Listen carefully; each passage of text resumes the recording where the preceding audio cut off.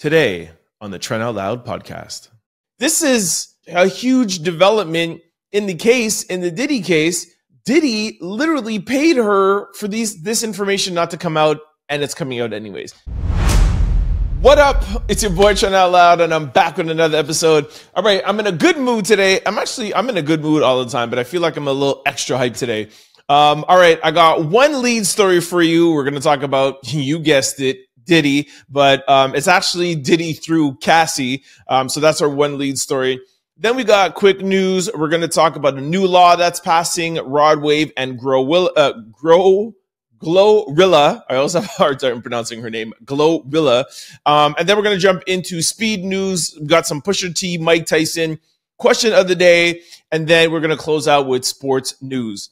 Y'all know what time it is. Turn your TVs, radio, or devices up. I'm about to start this show. Let's go. Diddy's ex Cassie cooperating with feds in sex trafficking probe following lawsuit settlement.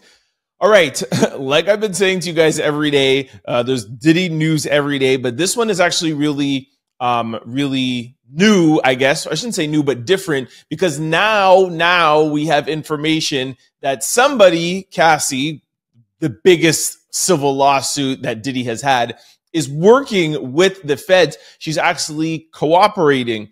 Now, why this is such big news is that Diddy reportedly paid Cassie anywhere from 30, 40 to $50 million. Some reports say it was undisclosed, but that's what we're gathering around because she was asking for 30 million. So we know it's at least 30 million. Anyways, he paid her that, obviously to shut the case down, and he put her in a very tight NDA so that she can't talk, she can't let anything else out. He did that within 24 hours of them filing the lawsuit. But now she's working with the feds. The information may not get out from Cassie, but once they file the lawsuit against Diddy, all the information in the lawsuit will be made public because it's a federal investigation. So we'll know anything. So Diddy basically paid off Cassie for no reason. And not only will all the information come out, but if the case is strong enough and he gets found guilty, he's going to go to jail, or at least have some sort of charges, or have something. There'll be some penalty if he gets found guilty. So this is a huge development in the case, in the Diddy case, because Diddy literally paid her for this information not to come out, and it's coming out anyways. For those of you wondering how a payment and having an NDA, the information could come out, apparently, regardless of whatever contract you sign, it becomes null and void when the police get involved. So, for example, if you and I have, let's say, a dispute, and I say, okay, I'm going to pay you $2, but now you can never say anything about me, that holds up in, if a reporter asks you anything, you can't write a book, you can't write it on social media, you can't tell your friend, you can't tell your mom and your dad.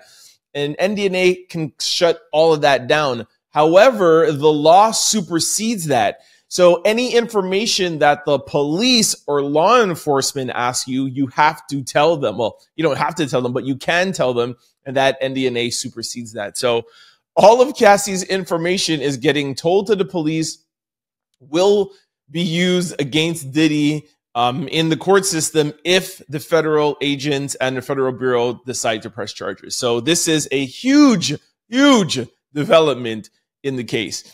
I'll read to you guys a little bit of the story.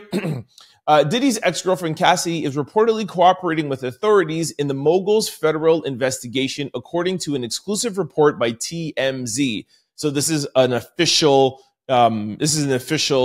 statement, right? This is TMZ. This is not some like little blog or along the way. So we know that this is fact. This is reported by TMZ. According to the report, Cassie isn't the only person cooperating with the feds. Others who have sued Diddy are speaking to authorities as well. Sources close to the situation told a news outlet that Cassie has been working with investigators for several weeks, possibly before Diddy's two homes were raided by federal agents. Yo, I didn't even know that. I'm literally just finding this out as I'm reading it to you. So not only Cassie, but the three other people 4 other people who have filed civil lawsuits against Diddy are working with federal agents. Maybe that's why we haven't seen Diddy settle these other civil lawsuits yet, because why is he going to settle and pay more money out if they're already just going to start talking to the feds? Now, how it works with civil, you still have to face it and go to court. But if he gets tried in criminal court, then it's actually easier to sue in civil court because you can use that case against him in civil court. You probably won't get as much money, but you can still get something. I know that from the O.J. Simpson trial when he got found not guilty, but there were some things from that case that they were using him use against him civilly, and he had to pay a wrongful death suit for Nicole. But anyways, so this is really not good for Diddy. All right, I'll finish the story. As of right now, it's not clear what information she may have given the feds, but TMZ believes it could most likely be similar to the lawsuit that she filed against him, obviously. As we previously shared, Cassie's lawyer even spoke out when Diddy's homes were raided and released a statement saying that they fully support the law enforcement making that move. They said at the time, "We will always support law enforcement when it seeks to prosecute those who have violated the law. Hopefully, this is the beginning of the process that will hold Mr. Combs responsible for his deprived conduct," said the statement. Wow, man. Wow. All right. This is not good for Diddy. I will, obviously, as you guys know by now, I will keep following this case and let you guys know of any development. But just when you thought, I was like, okay, man, it's every day. Things are quieting. Yesterday, there was a civil case against his son, but we haven't heard anything with the feds, and this dropped today. The people that are suing Diddy civilly are working with the feds. That is official. The NDNAs do not hold up. They are working with the feds. The case against Diddy just got more serious. All right, this brings us to quick news. Ring my bell. California lawmakers propose bill that will make it legal to ignore work messages after hours. All right, this is the second law passed in California this week that's really beneficial to the people. Yesterday, I reported about a California law that fast food restaurants now have to pay their workers $20 an hour minimum, where other places minimum wage in California is $7.50. Fast food is $20. Now today, this new law came out where, they're proposing a new law saying that you'll be able to ignore work messages after hours. I'll read to you guys a little bit of the story. Imagine having the right to ignore your boss. California makes efforts towards yet another progressive initiative for its residents. According to the LA Times, a San Francisco lawmaker is proposing a bill that would make California the first state in the country to give workers the right to ignore after-hour calls, emails, and text messages from their employer. The bill AB2751 was first introduced by Matt Haney and would create a right to disconnect law that guarantees workers uninterrupted personal and family time. The bill aims to set boundaries between work and home life balance that in recent years has been disregarded. So that's, like I said, that's really good for the workers. I really like what California is doing.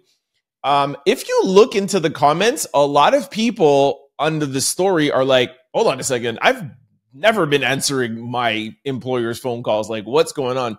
And I think that's more so like hourly employees or entry-level employees. I think this bill is more geared towards kind of like upper management and senior management and managers that kind of indirectly have a little bit more of an open door to the C-level suite managers, or for example the owners, because they're in a management position, they're more expected for them to be available. And this law, I think, more is for them than the person who's necessarily like the stock boy, who, like, we don't expect, management level doesn't expect the stock boy to answer his phone his or her phone after they leave work, but a manager is a little bit more expected. So I think this is more geared towards them, and I like it. I think it's really dope. All right, in our second quick story, Rod Wave was arrested in Florida for possession of ammunition by a convicted felon.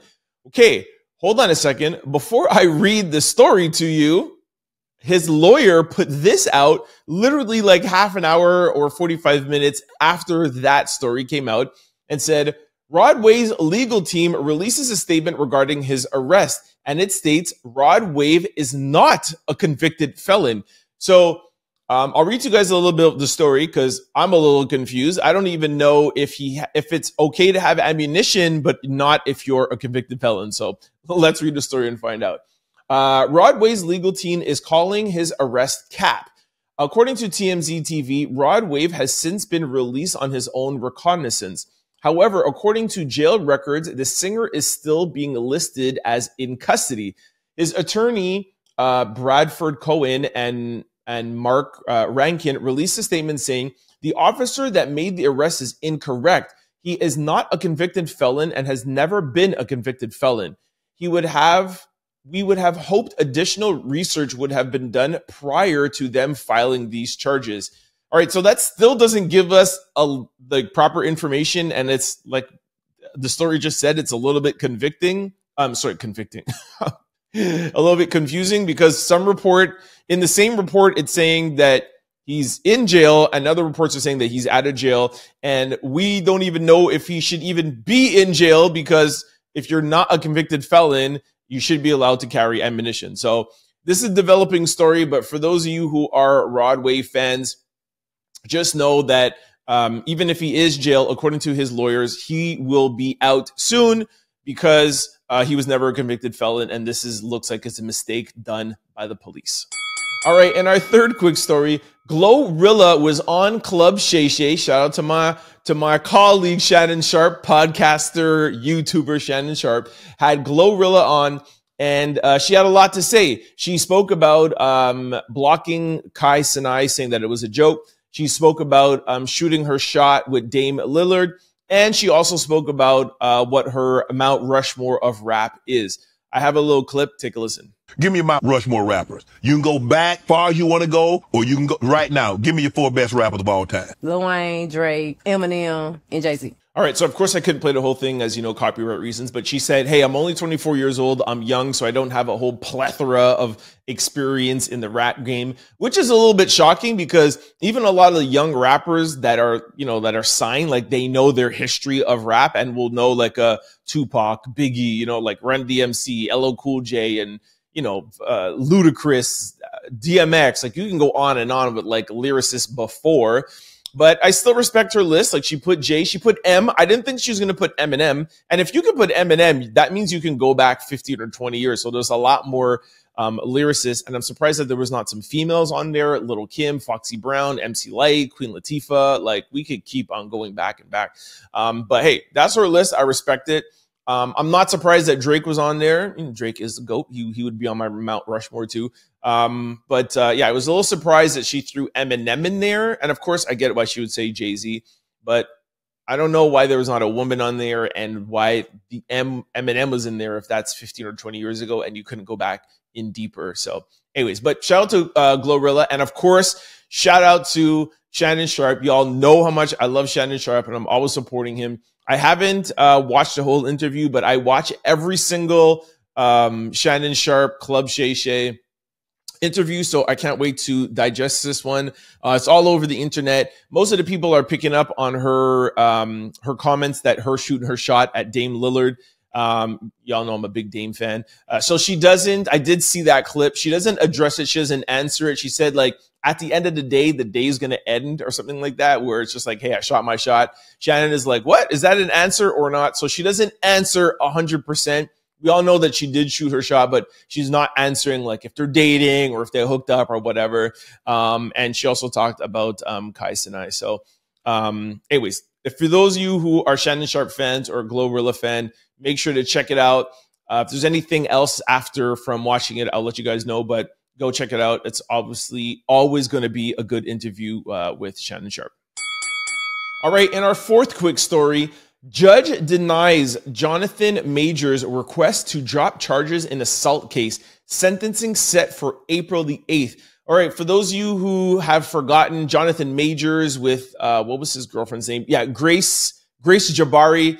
You remember the whole case of him being in New York City, and they're kind of getting in a little bit of like a pushing match outside of their SUV. And then she chases him all around New York City. And then there was like videotapes of him yelling at her saying, you need to be more like Michelle Obama because, no, sorry, not Michelle Obama, Coretta Scott, because I'm like a Martin Luther King.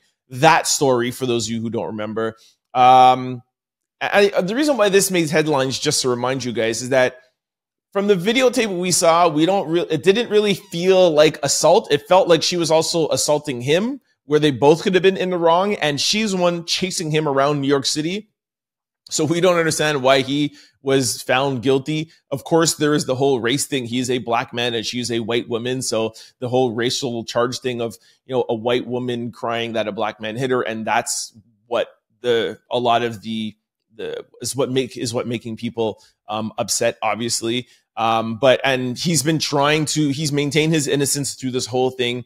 And I guess his last ditch effort was to kind of throw out the assault case, and it looks like he will be sentenced April the 8th. And if you guys don't remember the story, just Google Jonathan Majors, Grace Jabari running, and it's just crazy to see that video and to think that he would be found guilty for that. It's crazy. All right, I'll read to you a little bit of the story. Jonathan Majors recently requested that the judge overturn his guilty verdict in his assault case against Grace Jabari. On Wednesday morning, a judge denied that request, which means that he will be sentenced April the 8th. As we previously reported, Jonathan Majors was convicted of 1 count of assault and 1 count of harassment for allegedly assaulting Jabari. He reportedly faces up to 1 year behind bars. Earlier this year, Majors' legal team filed to have the charges tossed on the basis that his charges were unfairly assigned towards the end of the trial against his girlfriend, but the judge declined against him. Sorry, the judge decided against him. So, yeah, this is a little bit of a polarizing case, but it looks like, I mean, geez, it's April the 4th, so I think this was his last. They didn't really say why he was trying to get it thrown out, but I guess it's just like a little formality that you could try to get it thrown out. So it's not going to be thrown out. Jonathan Majors will be sentenced April the 8th. Hopefully he doesn't get jail time for this. Like I said, from what I saw from the videotape, it doesn't look, not that it doesn't look like assault, but it looks like that both of them were guilty. That's how I see it. So it doesn't make it right what he did, but she should be found guilty as well, too, for the things that she did to him. So, yeah, that's about it. I'll follow up April the 8th and let you guys know what happens. All right, in our fifth and last quick story, Chance the Rapper and his wife have called it quits after 5 years of marriage. All right, the reason why this is actually funny is, for those of you who don't remember, Chance the Rapper was, I think it was at I can't remember what carnival it was, but he was at carnival and he was dancing and grinding up with this girl, and people were like, yo, you are married, sir. And then, of course, all the West Indians, including me, were like, yo, this is how we get down at Caravana. Whether you're married, single, whatever, everyone's dancing up and grinding up on people. That's what we do. Anyway, so people are literally just dragging him, being like, of course, he just got divorced because Jamaica Carnival is coming up, I think, in a couple of days. I think it might even be this weekend or next weekend. Anyway, so people are dragging him, not really dragging him, but I guess maybe trolling him online. I actually left a comment too. But I'll read to you their announcement. They put out a joint, I think this is a joint statement. After a period of separation, the two of us have arrived at the decision to part ways. We come to this decision amicably and with gratitude for the time that we have spent together. God has blessed us with 2 beautiful daughters who we will continue to raise together. We kindly ask for privacy and respect as we navigate this transition. Thank you, Chance and Christine. Yeah, so that's it, man. Shout out to Chance. You're a free man. Yo, I will see you at Carnival, sir. Let's go.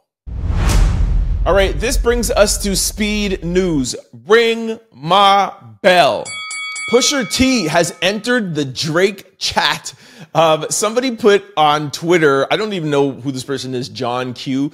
I don't think he's really anybody that important, but he put out, he goes, I just want to point out that after all these years of mob talk from Drake, nobody laid a finger on Pusha T. And then Pusha T replied, not even a pinky nail. I think it was Shade Room that posted this. Pusha T responded to a tweet about Drake. Pusha and Champagne Poppy's beef dates back nearly a decade, but it came to a head in 2018 when Pusha released a story of Adonis and revealed that Drake had welcomed his son Adonis. I think, obviously, because of what's going on with Kendrick and Cole and Drake, you know, people are talking about Pusha T, and that's Drake's beef that he kind of, I wouldn't say that he didn't win, but I would more call it a draw. So let's see if Push is going to stick his neck into this beef a little bit further. We've seen people already try to get into this. Ye has tried to get into this. We'll see if Pusha gets his way into this, but I think we should just concentrate on Drake, Kendrick, and Cole. All right, in our second speed story, there was an earthquake in Taiwan. I just want to tell you guys about it quickly. At least 9 dead and hundreds injured after a 7.4 magnitude earthquake hits Taiwan. I'll read to you guys about the story. We are sending our prayers out to those affected by the earthquake in Taiwan that took place on Wednesday.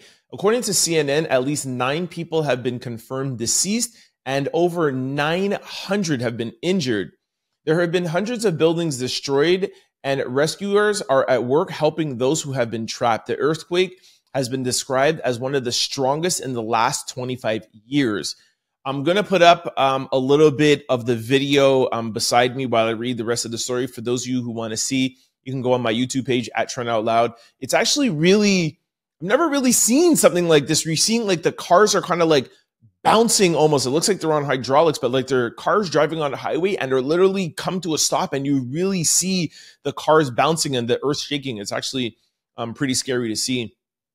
I'll read the rest of it. The National Security Council spokesman said in a statement, we are monitoring reports of an earthquake impacting Taiwan and continue to monitor its potential impact on Japan. The United States stands ready to provide any necessary assessment. All those affected are in our prayers.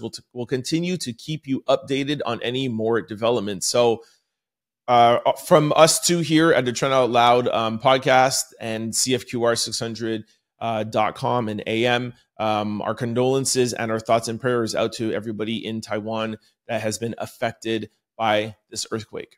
All right, in our third speed story, Mike Tyson admits he's scared to death about his Jake Paul fight, but here's why. Okay, I heard this headline, I was like, what? Mike Tyson afraid to fight Jake Paul? And for those of you who don't know, let me just tell you quickly, Jake Paul, Mike Tyson, Netflix, July 20th. Jake Paul is a YouTuber that kind of made his way up in the ranks, street fighting, whatever, and he's been out here fighting, and I love it because it just goes to what I always say, podcasters, YouTubers, we're the new entertainment, and the fact that you have like these old guards like Mike Tyson, one of the biggest champions, boxing champions in the world, fighting a YouTube boxer, it's just amazing. Of course, I'm a YouTuber and podcaster myself, so I'm going to obviously highlight the people who are in my genre, my colleagues.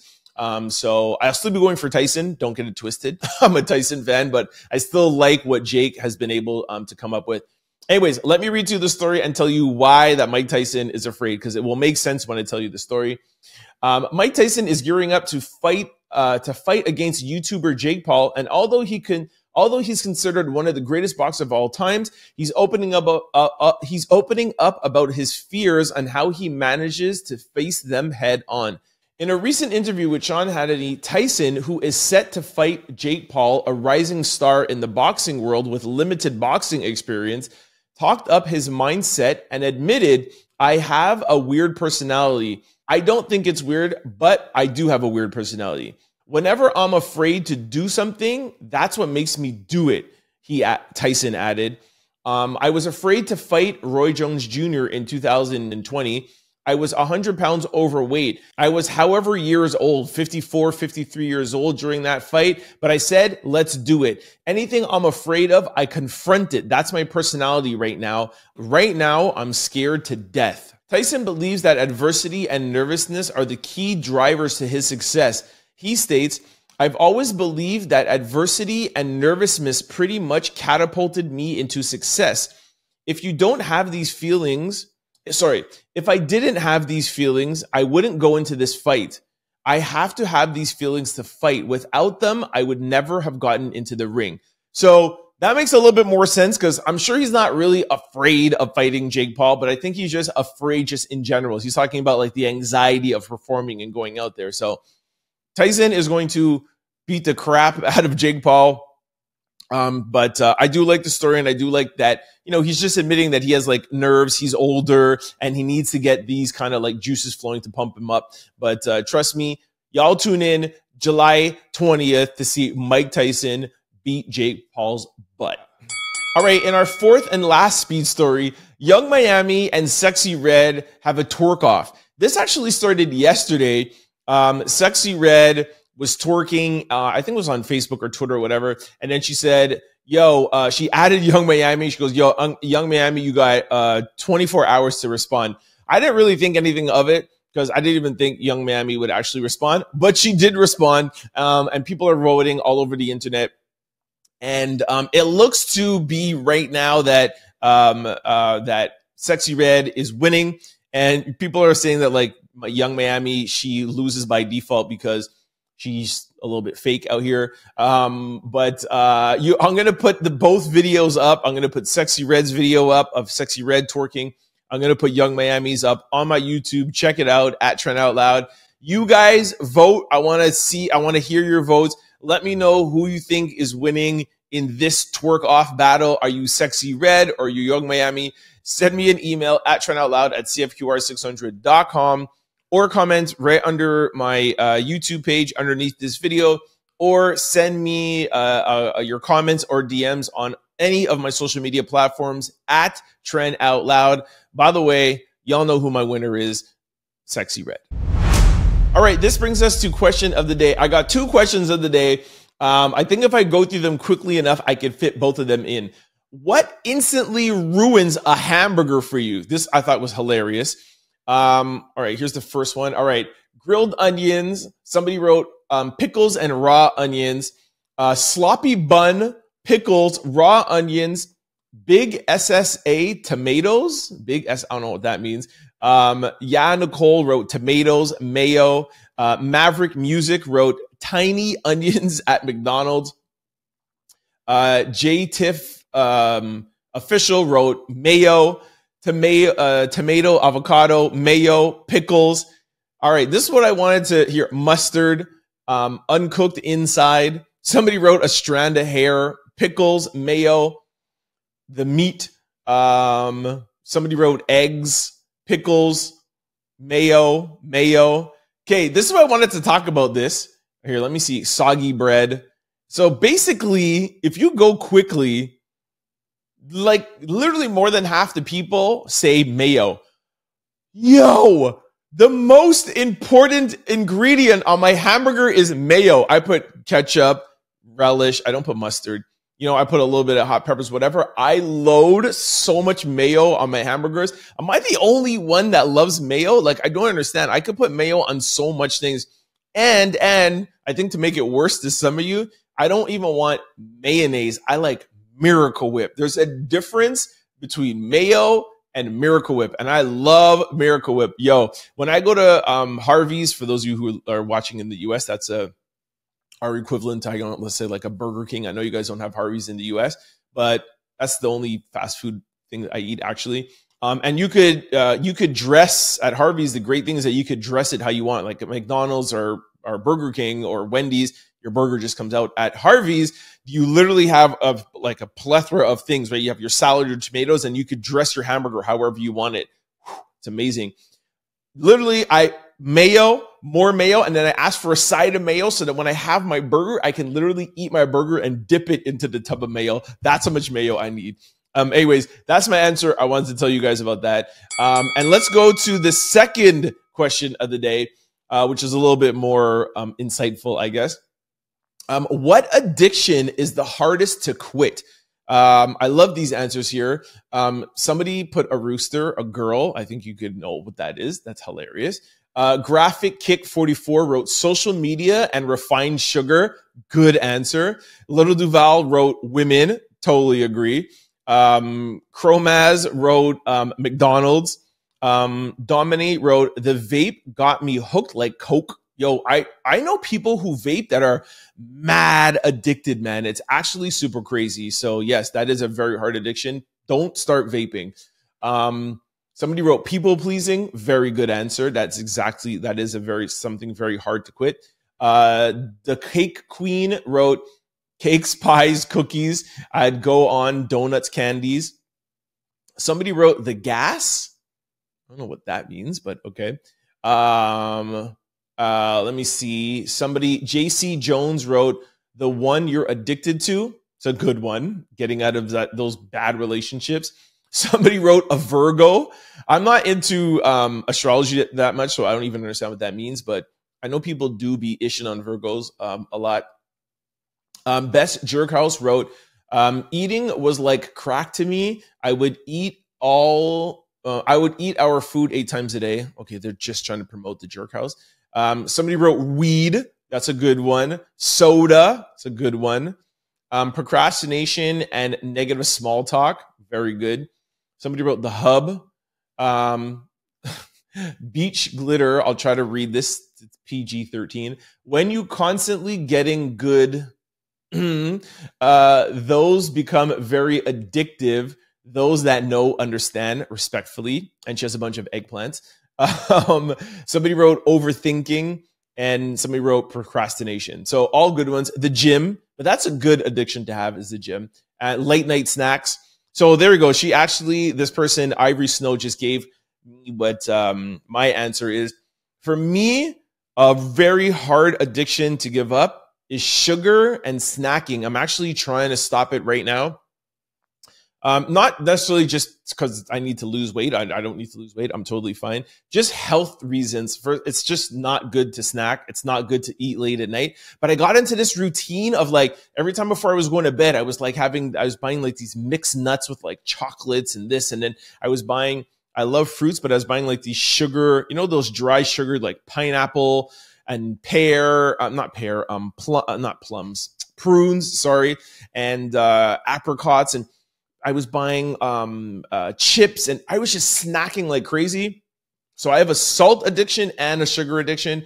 So yeah, I'm cutting out the late night snacking, sugar, and salt addiction just to be healthy, For those of you who are of good weight, you could still have a good weight and not be overweight and still be unhealthy in your body. And I just wasn't feeling good. So that was an addiction that was hard to quit, but I'm working on it and getting better at it. All right, this brings us to sports news. Angel Reece has announced she'll be what? Entering the NBA draft. Yo, let's go. Round of applause for Angel Reece. I told you guys yesterday, I actually told you even before yesterday, I'm like, yo, Angel Reece is going to go into the WNBA. She's going to enter into the draft. I told you yesterday. I actually played the clip when she's like, I'm going to make a decision when I'm ready to make a decision. She only had 48 hours. She announced today. I think she was waiting to just have her own moment and let things calm down from the Iowa LSU. And she should have her moment. Good for her. She actually put out a little clip. I have it for you. Take a listen. Hey, Vogue. Today we're going to be announcing that I'll be entering the WNBA draft. But I think it's my time to move on and grow. It's in a very competitive league, and I'm excited to just learn, grow, and try to dominate as much as I can as a rookie. Boom. So congratulations to Angel Reece. I'll read to you a little bit of her statement. I've done everything I wanted to in college, says Reece. I've won a national championship. I've gotten player of the year. I've been All-American. My ultimate goal is to be a pro and to be one of the greatest basketball players to play ever. I feel like I'm ready. This was Angel Reece to Vogue magazine. So shout out to Angel Reece. You guys know I'm a big Angel Reece fan. And yeah, shout out to Angel Reece. Of course, obviously, shout out to Clayton Clark as well too. She's still in the Final Four. I think they're playing their game on Friday. We'll see if they could pull off that win. Oh, this is what I was looking for. I wanted to give you guys a little bit of a stat. Sorry, I was just looking for it in my phone. On how big the Iowa LSU game, just in case you guys think I'm like hyping this up and I'm always talking about women's basketball for no reason. I want to read to you the stat on their game and listen to this stat carefully, okay? Iowa and LSU averaged 12.3 million viewers. The one game on Monday, 12.3 million viewers. Now, let me tell you the significance of that, okay? The game having 12.3 million viewers were more than, listen to this, every women's college basketball game ever. I got more, but I just want to highlight them having 12.3 million viewers was more than any women's basketball game ever. It was more than any ESPN college game ever. So that's including men. It was bigger than every single college game ever. Okay, listen to this. It was bigger than every MLB game last season. Major League Baseball, hello, America's biggest sport. Well, not biggest sport, America's national sport, baseball.